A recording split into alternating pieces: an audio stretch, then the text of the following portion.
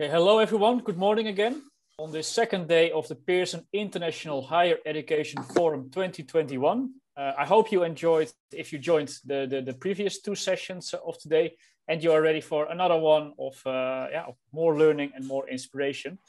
For those who are joining for the first time today, my name is Paul Vessies, and I am your host for this and the following sessions. If you feel like maybe it's a nice thing to do is to put in the chat box of this call the name of your institution and the city where you're based. It's always nice to see where everyone in the virtual room is from.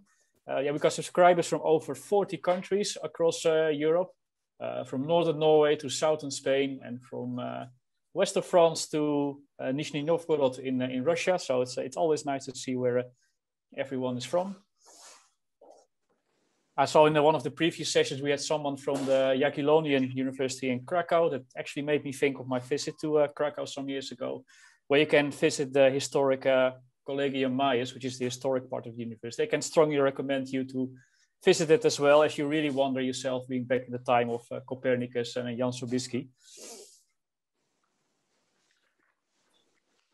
Well, the core question of this forum is, how do higher education institutions continue to stay relevant, to adapt to an ever-evolving world, and to address the requirements of modern students as future professionals and international citizens?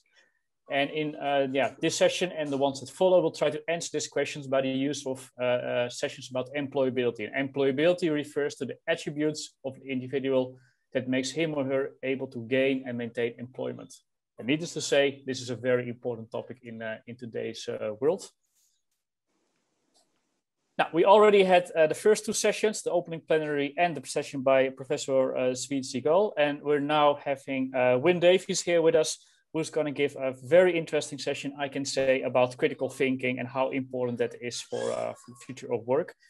After Wyn, we're going to have a session by Dr. Angus MacDonald again about the importance of self-awareness and employability.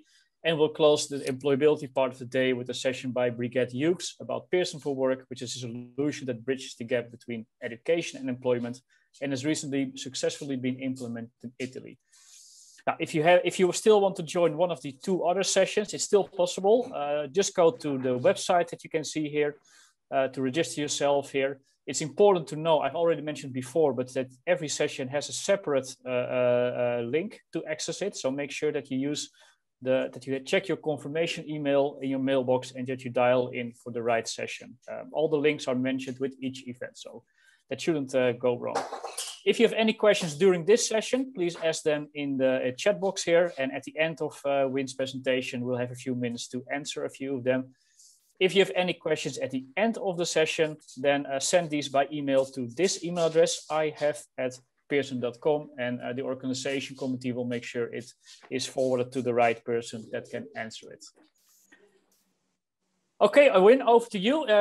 First, of course, I'd like to introduce Wyn for a bit. Wyn is a teacher, a trainer, facilitator, and coach in both the adult education and corporate L&D.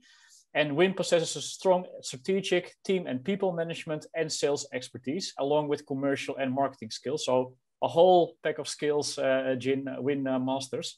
And he worked for a number of years at a global career transition and HR consultancy before he moved to Pearson Education in the global talent assessment division. I had the privilege to actually work with him for a few years.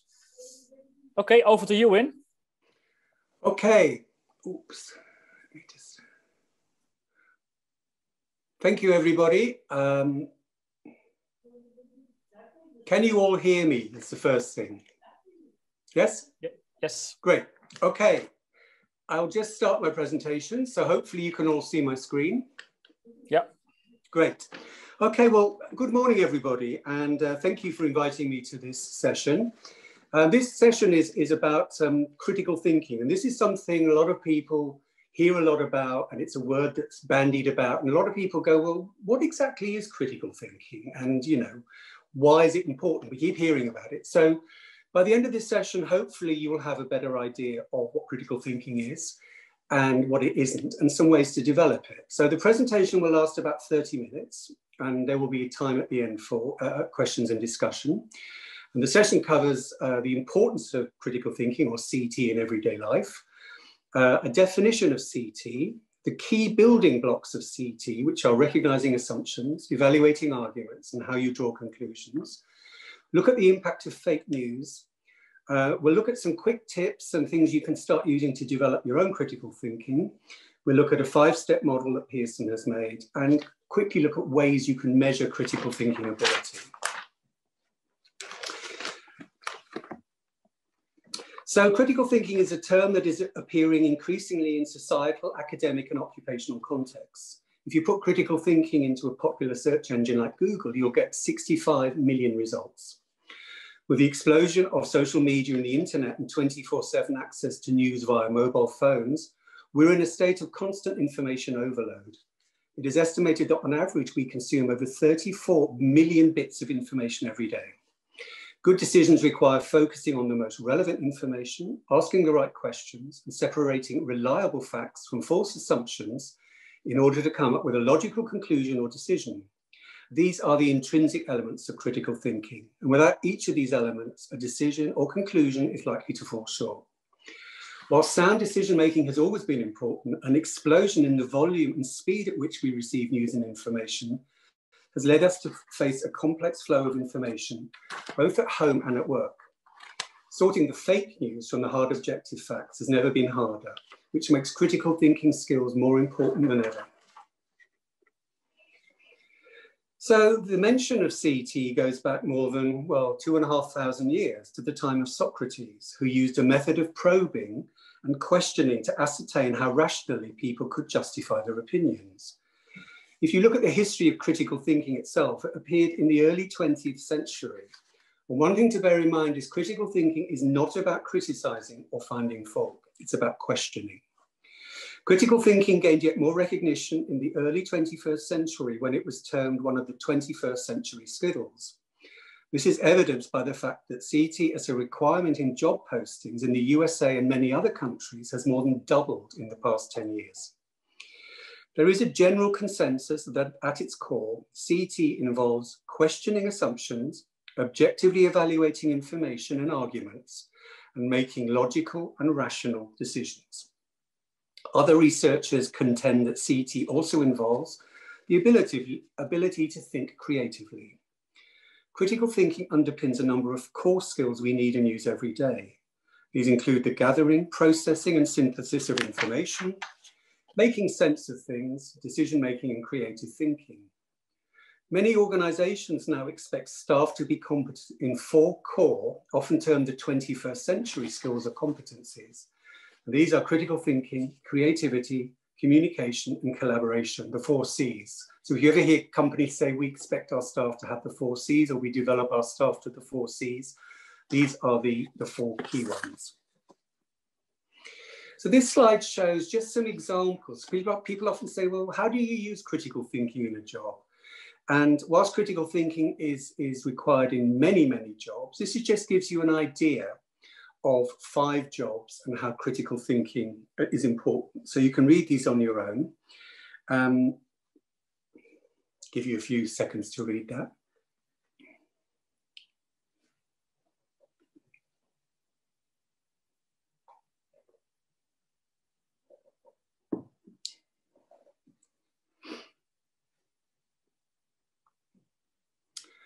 Okay, so now let's look at soft versus hard skills. I know Angus mentioned soft and hard skills in his earlier presentation, but it's worth just going over these again. So critical thinking is often labelled as a core soft skill. And before investigating CT in more depth, it is worth just defining soft from hard skills. Soft skills are personal habits and traits that shape how you work, think, and behave on your own and with others. Effective communication, for example, is a key soft skill many employers seek. Other soft skills will include dependability, effective teamworking, problem-solving skills, and active listening. The level of these and the need for these will depend on the job. Hard skills relate to learned skills, experience, and knowledge. They are usually taught through educational training and are most commonly assessed or measured through exams, observation, and endpoint assessments. Clearly, if you want to get a job as an engineer, you need to have some engineer training, similarly for plumber, nurse, doctor, etc. Whilst hard skills are necessary to successfully perform technical tasks in certain job roles, soft skills are necessary to create a positive and functional work environment. For this reason, employers generally look for individuals who possess both proven hard and soft skills. And as technology increases and automation gets more important, the skills most likely to be in demand in the future are the ones that make us human. I think Angus covered these. These are the Pearson Career Solutions 7 core skills. So if you went to Angus's talk, they are leadership, collaboration, self-management, critical thinking, communication, creativity. And creativity in this framework is coming up with original ideas and unique ways to solve problems, and flexibility. Now, these, looking at across a number of many jobs and different frameworks, Pearson identified that these 7 core skills came up over and over again in many employment settings, regardless of specific occupations. Now, clearly, you may find that some of them are more important than others. If you're not in a leadership role, leadership is probably less of an issue. But these are the skills that are identified as coming over and over again as the 7 core skills that employers require nowadays. So we've seen the 4 Cs. We've seen the Pearson 7 skills framework. Both of these contain critical thinking. In addition to this, a major report published by the World Economic Forum was compiled following an extensive survey of over 400 leading global employers in many countries. And they represented more than 13 million employees. The report asked chief HR and strategy officers what the current economic and technological shifts meant specifically for employment, skills and recruitment across industries and geographies. They were asked to rank the top skills required by employees across a wide range of job roles. The table shows the top 10 skills that these companies wanted from their employees and their recruits. You can see that critical thinking is at number 2. As you can see, therefore, critical thinking is appearing in many major soft skill frameworks, which is why it is termed a key skill for employability. But let's look a little bit at higher education, because critical thinking is not only required by employers, it is also a sought after skill in higher education. Higher ed involves more than just reading and learning more information and facts. It also requires the ability to critically reason and solve problems. Solving problems may involve applying a learned formula or drawing on experience gained from solving a similar problem in the past. We often use Google, for instance, and other search engines to find out how to do something, but this is based on finding advice from somebody who's done it before. There are times, however, where we are faced with novel and unfamiliar problems. Here we need to apply creative problem solving, and this is what universities and employers are looking for, along with critical thinking. So when you see the words problem solving and critical thinking, that's what people are looking for. And you can measure creative problem solving with tests like the Ravens, which is published by Pearson. People with high scores in the Ravens test are likely to learn how to effectively perform a task quicker than those with lower scores. And they're also more likely to solve complex problems. So now let's go on to developing critical thinking. Well, the good news is that it is actually possible to develop critical thinking skills. You can develop for yourself, you can develop it for your staff, for your students, etc. The key aspect of training is being aware of the areas where your CT needs sharpening and having the desire, motivation and willpower to improve it. You can take the horse to water, but you can't make it drink. There are a number of reputable assessments of CT, like the Watson-Glazer test, but measuring the levels of your critical thinking ability is only the start of the journey. Changing ingrained thought process and behavior does take time and effort.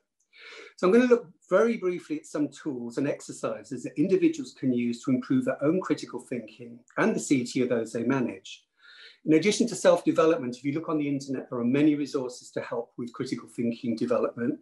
And Angus showed some of the training courses available for the 4 skills in his presentation. And this included critical thinking and problem solving. In order to measure and develop CT ability, Pearson has devised the RED model, where the 3 constituent core parts of the model are the core parts of critical thinking. They are the recognition of assumptions, the evaluation of arguments, and the drawing of conclusions. We'll look at each of these in more detail. Well, an assumption is a thought or view accepted without any proof. Sometimes we call them old wives' tales, but that is an assumption. something you think, yeah, it's true, and it's not really based on any solid proof. The problem with assumptions is that they are often illogical, they may not be supported by hard facts or data, or they just reinforce our views, beliefs, values, or prejudices. Some people have a negative experience, which can lead to assumptions based on very limited evidence. For example, if an employer has hired a small number of young people, some of whom display poor timekeeping, they may assume that young people in general have poor timekeeping and avoid hiring any of them in the future. So can you think of any decisions that you or others have ever made that were based on false assumptions, either in your private life or at work? And just think about the implications of the results of making a decision based on an assumption. The next part of the RED model is the evaluation of arguments. The art of evaluating arguments entails analysing information and alternate views objectively and accurately, questioning the quality of supporting evidence, and understanding how emotion influences the situation. Common barriers include confirmation bias, where we seek information just to support our own viewpoint, or allowing emotions to get in the way of objective evaluation. When evaluating arguments, the level of accuracy of information ranges from guesses and hunches with the lowest accuracy to hard, undisputable facts, which are the most accurate, as shown in this diagram. Below hard facts lie inferences. An inference is a conclusion a person can draw from certain observed or supposed facts. The problem lies when we make an incorrect inference. Take this example. You pass by a house and you notice that the lights are on and voices can be heard coming from inside. You might infer that somebody is at home, but this inference may be or may not be correct. Possibly the people in the house have gone out, but they left the lights and the TV or radio on. Without knowing for sure what is correct, you might make the wrong inference and jump to an incorrect conclusion. We already looked at assumptions, which lie below inferences in terms of accuracy, and at the bottom of the pile are hunches and guesses with the lowest accuracy. Yet despite this, it is amazing how many people still make decisions based on hunches. How many people do you know who make decisions based on their gut reaction or intuition? It is deceptively easy to listen to a comment or presentation and assume the information presented is true, even though little evidence was given to back it up. We often assume things are true if they support or confirm our values, beliefs, and views. One of the biggest barriers to obtaining hard facts is fake news. Fake news is not a new phenomenon. It's been around for decades. You'll find evidence of it in the 19th century even. What has changed is the explosion of internet usage and increase in news channels via social media, making it easier than ever to spread news stories. There is a tendency in most of us now just to absorb small snippets of news or sensational headlines that may reinforce our viewpoint. Some of this information may be totally fake, false, or fake. When we search for certain topics or stories on social media, algorithms then decide which posts make it to the top of our newsfeed in the future. The fact we are then presented with more stories on views on this topic, it just reinforces our own views. If we choose to read only those from people and groups with similar views, this will just help reinforce our confirmation bias. Fake news is now seen by many as one of the greatest threats to democracy and free debate. Many people believe what they read or hear, especially if it is from a well-established source. But in reality, it is often hard to find sources of news or information that are without some sort of slant or bias. And it's important to realize that good critical thinkers don't need to change their values, but they should be prepared to consider other people's views and evaluate the issues objectively, which can be hard, but it's something to bear in mind. This is a useful tool you can use yourselves or give to others. The International Federation of Library Associations and Institutions published a useful summary to assist people in recognizing fake news. Its main points are: consider the source. If a story comes from a pressure group or political party, it is likely to be biased to some extent. Read beyond the headline. Check the authors. Are they credible? Was it just one person who overheard something? Assess the supporting sources. If a survey is from an article is from the results of a survey, how many people took the survey? Who were they? Check the date of the publication. Is it up to date and relevant? And ask if it's a joke. This is really important because while many of us may consider something to be completely ridiculous or a joke, others may believe that it's true. Sort of Elvis was seen in the laundrette, or there was a bus found on the moon. To most people, that may be absolute rubbish, but other people may believe it's true. Review your own biases, and this is especially important. And if possible, ask the experts. Sort of get some confirmation from people who really know what they're talking about. Here are just a few of the many examples of stories that have appeared in newspapers and in news feeds on the internet. None of these can be substantiated as being true. The headline in The Sun, a UK newspaper which is read by 3 million people, appeared just before the 2016 UK vote on remaining in Europe. The Queen immediately issued a formal complaint saying she had no views at all on Brexit. Interestingly, a number of the stories relating to the 2016 presidential election in the USA originated in a town in Macedonia, which was in the former Yugoslavia. This demonstrates how it is possible to upload information from anywhere globally onto the World Wide Web. Let's look at an argument that is current and hotly debated about climate change. A large number of experts support the view that the Earth is heating rapidly due to human activity, leading to increasing levels of carbon dioxide or CO2 and other greenhouse gas emissions. Others argue that global warming over the 20th century is a result of natural fluctuation in the sun's heat and ocean currents, and that the planet is capable of absorbing the increased levels of gases. They argue there have been previous climate changes, such as ice ages, which are not attributable to any human activity. In the absence of conclusive proof, the pros and cons for both arguments should be considered. Skepticism and questioning are a very important aspect of critical thinking, but, and this is important, there are times when the evidence, whilst not indisputable, should be taken, if not as fact, then as close to fact as can be reasonably supported.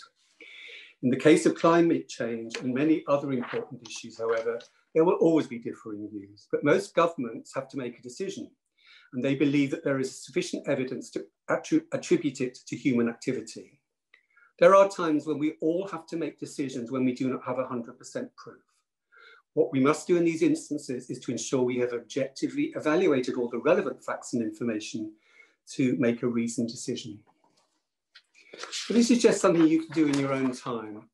Listen to or read an article that supports your own viewpoint or argument. Every time you hear or see something supporting the argument, write down whether it is an undisputable fact, an inference, an assumption or personal opinion, a guess or a hunch. If you noted that any points were undisputable facts, what evidence is there to support this? And if you have time, apply the 8 criteria for spotting fake news to the whole article.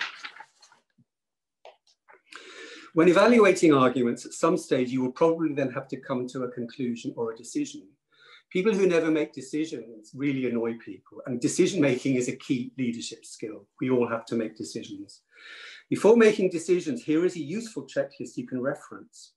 Do I have all the necessary information? And again, it's important to remember that very often when making a decision, you might not have all the information you would like and don't have time to collect any more.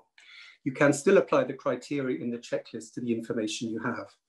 Is the information relevant and correct?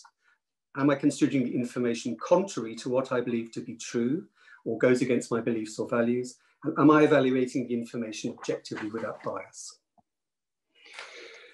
If bringing diverse information together to arrive at a logical conclusion is crucial when making a decision. People who do this are careful not to generalize beyond the evidence and can change their position when the evidence warrants doing so, or they are presented with credible new information. Such people are often characterized as having good judgment. Another thing to look out for when drawing conclusions is drawing incorrect inferences.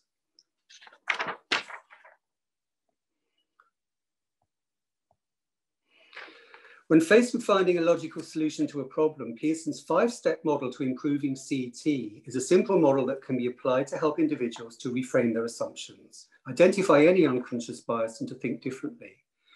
The first stage is stop and think. What am I trying to do? What are my goals? Step 2 is check any assumptions that are creeping in. Step 3 is the objective evaluation of information. Step 4 is the drawing of logical conclusions. And step 5 is, do you have a plan of action? Are there any resources you might need? Here is a useful set of questions to ask when applying the 5-step model before making a major decision. And this can be in your personal life or in a work-based context. Quickly look at measuring critical thinking. Fortunately, it is possible to measure the level of a person's ability to think critically. One of the most recognized and highly regarded tests is the Watson-Glazer test of critical thinking ability. It's published by Pearson. It's used by thousands of organizations and business schools globally in both their recruitment and development activities. A number of universities use it to measure critical thinking levels in students prior to admission to challenging programs and courses. And our own research demonstrates that an individual's Watson-Glazer score can be a good predictor of their likely course success. You can find this efficacy report in your digital goodie bag. Watson-Glazer test has 40 items or questions, and you have up to 30 minutes to complete them. The questions measure the areas in the red model. On completion, a report is generated that shows the scores for each of the 3 areas, along with an overall score, which is presented as a percentile. Here is an example of a Watson-Glazer question. You can see it's a verbal reasoning test, and the test is available in a number of languages. This looks at inferences, where you're given a passage, a statement, and you're given a number of an inference, and you're asked to rate whether this inference is true, probably true, insufficient data, probably false, or false. In addition to the scored report, there is a Watson-Glazer development report available in a number of languages. It is a useful tool for self-development and for managers to use when coaching others. The in-depth 18-page reports contains development tips and exercises based on the scores in the red areas of the Watson-Glazer test. These areas are classified as a strength to leverage, an area requiring further exploration, or an area for development. And the exercises and tips contained in the report will vary depending on the level of skill from each area. So in a quick summary, therefore, I'd like to thank you very much for attending this session on critical thinking.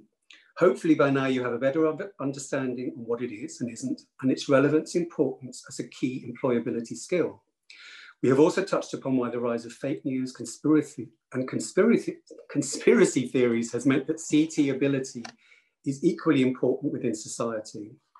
The session has covered the 3 core components of CT in the red model, discussed how levels of critical thinking can be measured with reputable assessments like Watson-Glazer.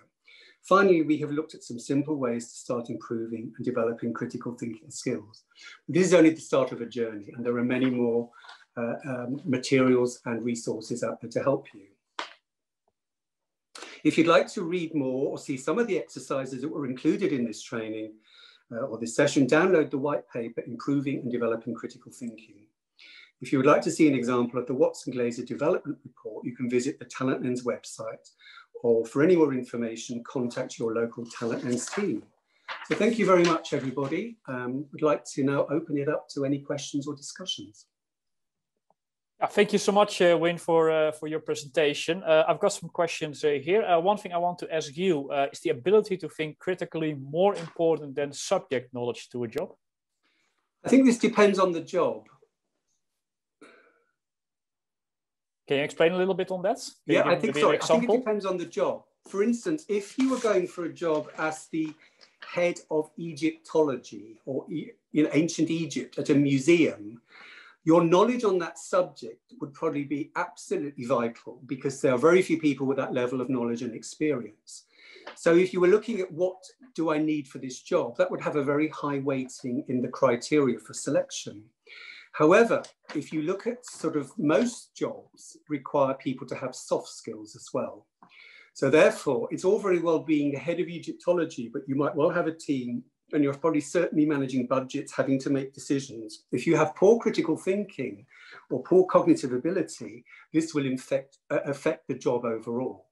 So basically, yes, hard skills are definitely important for some jobs, but many jobs are actually quite general. If you go in, a lot of students go into a general manager role, or they go into a graduate entrant role in an organization where they move around departments. There is no real knowledge of the industry. They just have general management skills. So this is why the core skills are very important. And in fact, most jobs, unless you do a job without any form of decision making, maybe a very routine, repetitive job, which requires just following a very set process. Nearly all jobs require you to actually apply some critical thinking. Thank you so much, Wyn. I have a question here. How can we apply and nurture critical thinking skills in our higher education teaching? So it's not just about fake news, but judging academic evidence and so on. What can you say something about that? Yeah, I think the key point is always to get people to see different viewpoints. So if you're teaching a subject, there are certain subjects where it is taken, there are hard facts. So, some sciences, yes, it is factually proven. There are other subjects where there may be different opinions and different theories. So it's always worth explaining that there are different theories, but the evidence is stronger to support one theory than another. That's one key thing. And I think I would always get people, it depends on the discipline, but some disciplines, I would always get people to reason their own arguments. So where is the justification for this? Where did you get the evidence?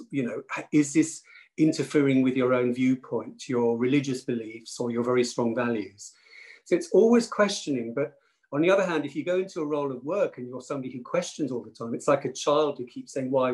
There are times where you learn you can't keep questioning. Some decisions are made and you just have to deploy them. But I think in an educational setting, I think it's always important if you come up with any theories or ideas to substantiate where you got the evidence and how you came to that conclusion. Thank you so much. I got some questions. I saw some questions related to the presentation and the video. I can say yes, we can share the deck and the video with you. And there will be also a goodie bag with some more supporting materials about critical thinking. So that's going to come after this conference to you, so you can expect that. I have a question here from Pierre, and that says, do you think critical thinking can be strongly influenced in students aged 20 plus? And where do you think critical thinking should be focused on first? Is parenting, for instance, a key determinant in this? I think it does start with parenting, because an awful lot of our views and the way, not so much the way we think, but our views and our values are certainly often formed from our parents and our peer group, the children we play with, other children, parents, etc. So I think in terms of that, you can question, there are maybe other viewpoints, which is an important part of critical thinking, but I think you can develop it in 20 plus. But you have to have the intelligence, or you have to have the understanding that your critical thinking needs developing. It's the same with problem solving. If you think that everything you think and do is right, you just jump to conclusions, you never think they're wrong, it's very hard for you to change that. But if you we can all say, actually, should we analyze every time we make a decision, why did we jump to that? Or when we make a decision and we get it wrong, that's a really good time to say, how could I maybe make it different in the future? You maybe do the same decision. So I don't think it's too late at the age of 20. And I think starting literally with analyzing, where am I at with my own critical thinking? What levels do I have? Do I have any blind spots is a good starting point. And then actually having some help, resources, and motivation and will to develop it, because it takes time. It's like anything, changing a behavior, changing how you think is going to take time. It's much easier to just go with what we always know. Thank you. I have a question here from Skadi that says, at the end, you're able to make logical and rational decisions. As human beings, we're also irrational. We're thinking with our heart and our mind. So hey, the typical decisions you make based on gut feeling. Is this also part of critical thinking? Yes, I think you'll always find people who say, oh, my gut feeling is never wrong. And I think that's possibly true. But you might find that before they actually just came to a gut reaction, they did actually do some evaluation in their mind. So some people will say, oh, my gut feeling is never wrong. But I would actually ask other people if their decision was ever wrong, because it's very easy for all of us to make decisions. And then in the workplace, we call it the halo effect. We hire somebody, and then that person, we go out of our way to prove or to keep thinking why they were the right person we hired. And we become very biased and not very objective in our thinking. So basically, I would say, ask other people. If somebody says, this person's gut reaction is really sound, then I would say, okay, looking back on all the decisions they've made, it's fine. But I think you might find that there are people who could have looked at better information, could have evaluated different options sometimes before they've jumped to a gut reaction or hunch. Thank you. And I have a question from Pierre again. It says, considering we live in a plug-and-play society with smartphones always at hand, Wikipedia, Wolfram Alpha, and resources always at hand, creating a notion that everything is easily and quickly accessible, is it not getting even harder to provoke critical thinking, which is actually not plug-and-play? I think it is getting harder to evoke it, but I think the problem is it's the fact that it's much easier now to reinforce the things you think and want to hear with the social media and the use of smartphones. I mean, people have they're glued to their smartphones all day. So I don't know about in other countries, but in the UK, people have always read newspapers that support their political view. Some newspapers are more right-wing, some are more left-wing, some are more centre. People have listened to commentators who support their political view, their religious views. We do it all along. We want somebody who reinforces our own viewpoint. I think the problem now is that you can have such a wealth of information to support what you think is right or what you question, that you just get bombarded with so much information. You begin to think it must be right, because look at all the millions of people who follow that person. Look at the thousands of people in this group. I think that's the danger. So I think it's always worth saying, actually, yeah, it's great to have all this information that supports what I think, but there are other viewpoints. And that is the danger, I think. We really are not considering that there are other viewpoints. Some of the things I hear about what people believe is quite staggering. And these are people who, are quite intelligent, and you think, I don't mind your views or beliefs, but this is really based on no evidence at all. Thank you so much. I see a question here about the availability of the Watson-Glazer test. I can also answer that. Just send us an email to the email address I provided earlier, which is ihef@pearson.com, and we can provide a link to a test, like a practice test of the Watson-Glazer, and provide you more information. There's some more questions coming here. Let me just pick one.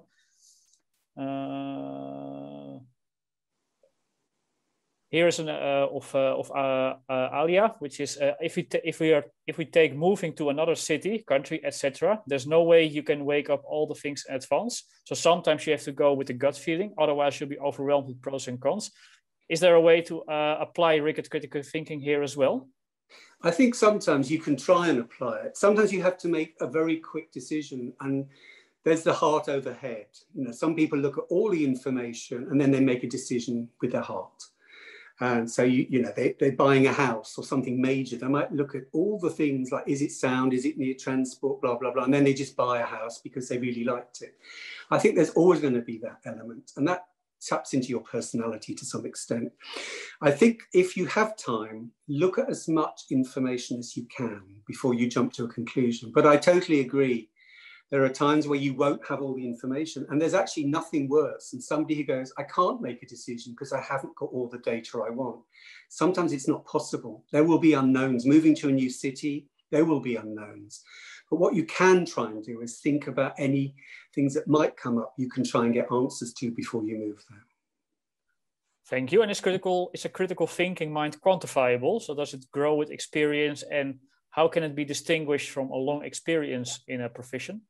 I think it's interesting because we all make decisions. Very often when we make a decision, it's based on using experience, because we saw that before, we know how to solve it, we maybe modify it. I think that critical thinking and experience, you probably do have better critical thinking as you get older. I think experience, knowledge, and having seen things that are done before will help your critical thinking. The problem, of course, is you get people who go, oh, we're not doing that. We did that 10 years ago and it didn't work. Well, what has changed in 10 years? The environment may be very, very different. So sometimes experience is very useful because you can draw upon different ideas, but you can't be too welded to what happened in the past. That can actually stifle critical thinking. Thank you so much, Wyn. I see some more questions regards to the slides. As I said before, we will share the presentation deck, so all the information in there, and also the links that Wyn provided at the end, you can see there. So I hope that answers that question again. Let's do one more question. Do you think there are some generation effects? Some lecturers maybe quite a bit older and less used to smartphones, etc., finding it hard to understand how students' brains are working nowadays, try to compete with social media rather than embrace it and encourage critical thinking about it. What do you think of that? Yeah, I think it's possible, but of course, we get so much information. If you Googled any subject matter, you would get thousands, millions of results on that topic. So you could spend all day as a lecturer, looking at all the different things, the conspiracy theories. I mean, conspiracy theories shouldn't be, removed, but you need to look at them and say, where's the evidence? Because if there is no evidence, you can say, well, I don't see any evidence for this. So I think if you're just welded to sort of lecture notes and curriculum from the past and following something you've always done, that is dangerous, because there is a very fast moving, it's the speed at which we get information that is unbelievable. And we get, as I said in the slides, we get billions of pieces of information a day. We tend to take in very small snippets now. That's the other thing. If you look at the younger generation, they won't look at something which is more than 30 seconds to read. It has to be visual, instant. They're moving on to something else. So that's what I guess older lecturers, trainers and teachers need to realize, that you have to look at presenting things in a different way as well. But I think it's worth looking at the key information out there and trying to sort of say, look, some of this is absolute rubbish based on there is no evidence. But I think younger people are probably quite good at that, but I don't know. Thank you so much, Wyn. That's it. I think we can continue with the question and answer for a few more hours. Also, when I look at all the comments in the chat box, but unfortunately, there's more to talk about. So thank you again, Wyn, for your presentation. As I say, it's just a start. It's the beginning of a journey, because you don't suddenly become good at critical thinking. It's something we're always getting better at, hopefully. Absolutely, absolutely. Thank you again. You're very welcome. Have a good day, everybody. Same to you. For everyone else, this is, as you can see, the end of the third presentation. There are two more coming. Registrations for these are still open. So if you think, okay, I have a little bit more time, I might want to use my lunch break for some extra learning, you can still apply through the website where you can register. As I said before, these are all separate Zoom events. So use the confirmation email links that you received to dial in for the next sessions. And if you have any more questions about critical thinking or any other topic related to this or any of the other sessions, please send an email to this email address, ihef@pearson.com, and we'll make sure you'll receive an answer from the right Pearson colleague as soon as possible. Well, that's it for now. Thank you so much. And I hope to see as many of you possible back in 18 minutes from now for the next session. Take care. Bye-bye.